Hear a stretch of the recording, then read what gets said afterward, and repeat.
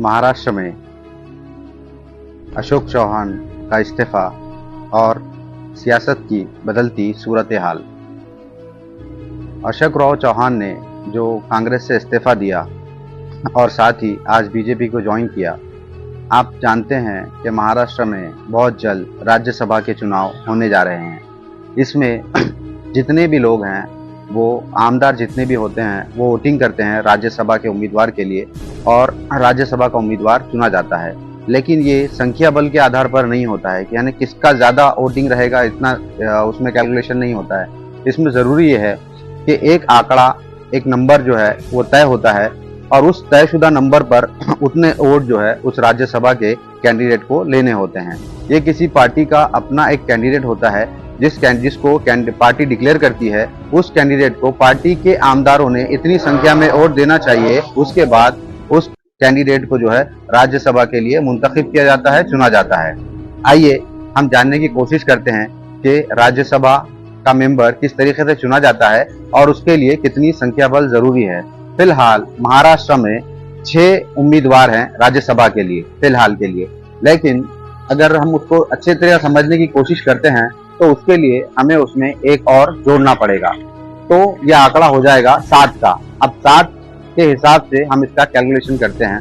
महाराष्ट्र में टोटल जो उम्मीदवार हैं, टोटल जो एमएलए हैं वो 288 हैं, लेकिन चूंकि अशोक चौहान ने इस्तीफा दे चुके हैं अपना, तो उसके लिए वो कहलाते हैं उसके बाद वो आंकड़ा हो जाता है 287। 2 और जो एमएलएज हैं वो भी फिलहाल इसके लिए नहीं है, तो वो आंकड़ा हो जाता है 285। 285 के हिसाब से ये आंकड़ा रहेगा, जो 285 लोग राज्यसभा के लिए जो है वोट करने वाले हैं। अब ये 285 जितने भी लोग हैं, 285 की तादाद है, ये कितने लोगों को वोट करेंगे? ये करेंगे 7 लोगों को वोट, यानी टोटल 7 राज्यसभा के उम्मीदवार इसमें चुने जाएंगे। तो इसके लिए जो संख्या जो आधारित होगी कि एक राज्यसभा के मेंबर को कितने वोट चाहिए, तो उसका हिसाब अगर हम लगाते हैं तो हमको पता चलेगा कि लगभग उसके लिए 40.676 यानी कि लगभग 41 वोट एक राज्यसभा मेंबर के लिए जरूरी होंगे। अब 41 वोट लेना यानी 41 एमएलए के 41 एमएलए के वोट लेने के बाद एक राज्यसभा का मेंबर जो है वो राज्यसभा के लिए चुना जाएगा, जीत जाएगा। तो 41 वोट चाहिए, जबकि बीजेपी के पास फिलहाल जो आंकड़ा है 104 एमएलए का है। इसके बाद शिंदे शिवसेना के पास 40 का आंकड़ा है एमएलए का, और राष्ट्रवादी अजीत दादा पवार के पास 42 एमएलए हैं। अब इसके बाद महाविकास आघाड़ी की तरफ आते हैं। महाविकास आघाड़ी में जो सबसे बड़ी पार्टी है वो है कांग्रेस, जिसके पास अशोक चौहान जाने के बाद अब 44 एमएलए रह चुके हैं। इसके बाद शिवसेना उद्धव बाला साहेब ठाकरे, इनके पास जो है अब 16 आमदार हैं, 16 एमएलए इनके पास रह चुके हैं। इसके बाद एक और पार्टी है राष्ट्रवादी कांग्रेस पार्टी, शरद पवार। तो ये शरद पवार साहब के पास जो है लगभग 11 एमएलए अभी बाकी हैं। इसके बाद समाजवादी पार्टी के पास 2 हैं और प्रहार जनशक्ति पार्टी के पास 3 हैं। प्रहार जनशक्ति के पास 2 हैं और बहुजन विकास जो पार्टी है उसके पास 3 एमएलए हैं। इसके बाद में जो अपक्ष उम्मीदवार हैं वो लगभग 13 के आसपास हैं। तो इस तरीके से ये जो टोटल आंकड़ा है वो 285 का है और एक राज्यसभा मेंबर के लिए 41 वोट दरकार हैं। अब 41 वोट, बीजेपी के पास 104 आमदार हैं। 104 आमदार के हिसाब से पर कैंडिडेट अगर 41 वोट रखे जाएं तो बीजेपी को जीतने के लिए 123 वोट चाहिए। 123 वोट यानी बीजेपी के पास 123 एमएलए के वोट रहेंगे तो बीजेपी को 3 राज्यसभा के कैंडिडेट जो है बीजेपी जीत सकती है। शिवसेना शिंदे गठ के पास 40 आमदार हैं। शिवसेना शिंदे गठ को एक और एमएलए की जरूरत है, लेकिन ये ख्यास की जा रही हैं कि और जो है 3 आमदार लगभग शिवसेना उद्धव बाला साहेब ठाकरे की जानिब से 3 आमदार और शिंदे गठ को ज्वाइन कर सकते हैं। तो उनके पास का भी एक राज्यसभा का मेंबर हो सकता है वो चुना जाए और 2 वोट और उनके पास बाकी रहेंगे। इसके बाद राष्ट्रवादी कांग्रेस पार्टी अजीत पवार, इनके पास 42 एमएलए हैं। तो 42 एमएलए में से इनके पास 1 वोट और प्लस में रहेगा। लेकिन ये भी ख्यासारियां जारी हैं कि शरद पवार गठ के पास से जो है 2-3 आमदार और अजीत दादा पवार के संपर्क में है और वो वहां जा सकते हैं। तो इनके पास 1 प्लस में फिलहाल है, लेकिन और भी प्लस में हो सकते हैं।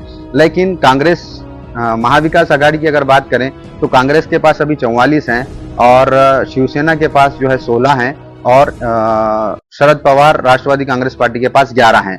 इनके पास जो है लगभग अगर इस हिसाब से देखा जाए तो इनके पास 2 कैंडिडेट वो बना सकते थे, लेकिन फिलहाल उनकी सूरत हाल ऐसी है कि वो एक भी कैंडिडेट जिता नहीं सकते। अशोक राव चौहान के कांग्रेस छोड़ने के बाद में 44 में से कांग्रेस के कुछ आमदार हो सकता है वो उनके साथ जाएं और वो बीजेपी को जाकर वोट करें। तो इसकी वजह से बीजेपी हो सकता है कि 3 की जगह इस बार 4 राज्यसभा चुन सकती है, पहली बात। और दूसरी बात ये कि जो शिवसेना का जो निर्णय आया था जिसमें व्हीप का मामला था, तो उसमें ये कहा गया था कि व्हीप जो है अब शिवसेना शिंदे गठ की लागू होगी। तो उस मुताबिक अगर वो लागू होती है तो जो शिवसेना के पास जो भी एमएलए बचेंगे उनको वो व्हीप तो लाजिमी तौर पे करना पड़ेगा। अगर वो नहीं करते हैं तो वो वोट या तो बाद कहलाएगा या फिर वो उनके खिलाफ भी कोई कार्रवाई हो सकेगी।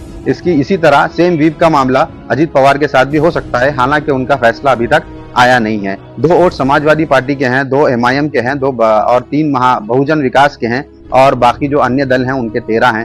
तो इस तरीके से ये जो तमाम जो अपक्ष की वोटिंग अगर इनको हम थोड़ी देर के लिए काउंट करते हैं तो ये पूरे जो है अगर किसी बड़ी पार्टी के साथ जाते हैं, किसी बड़े कैंडिडेट के लिए वोट करने के लिए जाते हैं तो हो सकता है कि यहाँ पर जो है बीजेपी 4 अपने राज्यसभा के कैंडिडेट को चुना कर लाए, राष्ट्रवादी कांग्रेस पार्टी 1 और शिवसेना शिंदे गठ 1। इस तरीके से लगभग 6 राज्यसभा की सीटें एकदम साफ तौर से महायुति के साथ में जाने वाली तस्वीर जो है नजर आ रही है। लेकिन आगे क्या होगा ये तो देखते रहेंगे और समझ में भी आएगा। लेकिन सियासी सूरत हाल ये है, आगे सियासी सूरत हाल में बहुत बड़ा बदलाव आपको देखने को मिलेगा।